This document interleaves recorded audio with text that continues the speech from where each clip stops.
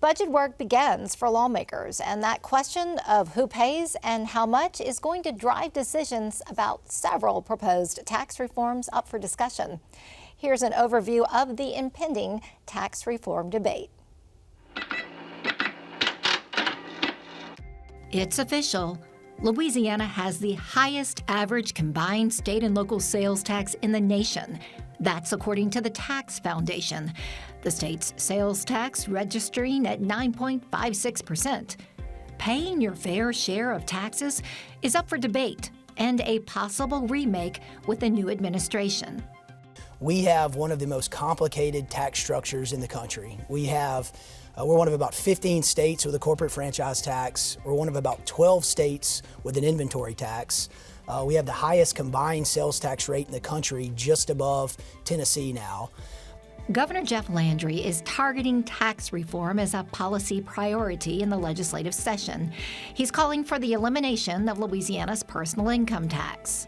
Are we going to shift all of that to low and middle income households through egregiously high sales tax rates and ask them to give up huge portions of their paycheck to fund the services that ensure that all of us have the ability to thrive in Louisiana, including the wealthiest among us? Now, we are balanced by the fact that we have some of the lowest property taxes in the country. The Pelican Institute, a policy organization, supports phasing out Louisiana's personal income tax.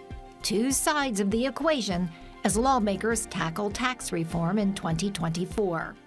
Our models show we can phase out the income tax in the next 8 to 10 years with no cuts to government, only less growth. Governor Jeff Landry's Economic Development and Fiscal Policy Council, part of his transition team, points to Louisiana's poor ranking by the Tax Foundation as proof that tax reform is needed. You have a punishing tax code. We're one of only a handful of states that has a personal income tax, a corporate income tax, and a franchise tax. It's a cover charge. You're charged the franchise tax whether you make money or not. That's just for the pleasure of doing business in the state of Louisiana.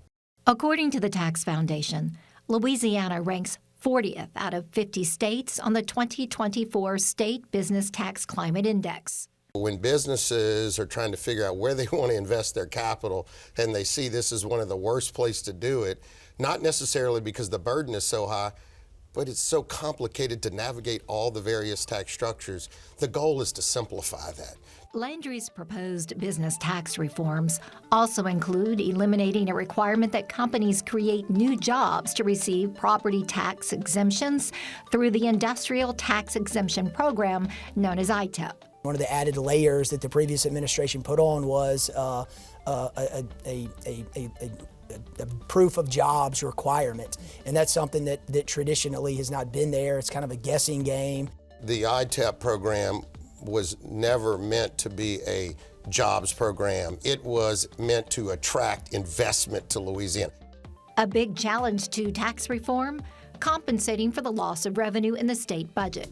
One issue, in 2025, the temporary 0.45-cent state sales tax expires, coinciding with the re-implementation of a number of special sales tax breaks. Louisiana was the first state to be sued, declaring our sales tax administration system unconstitutional according to the U.S. Supreme Court.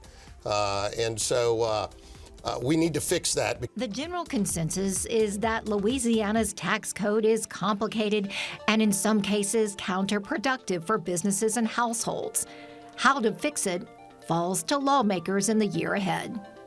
What would you like to see come out of this new administration in terms of tax reform in Louisiana? Yeah, focusing on equity and adequacy. We cannot get rid of half of our state general fund and act like we can run our government on it. It's not going to work. States that are in the process of or phasing out the personal income tax, you see more in-migration than out-migration, and it's competitive now. When Mississippi, our neighbor, is looking to eliminate the personal income tax, we're competing with that talent and where it may locate or ultimately go.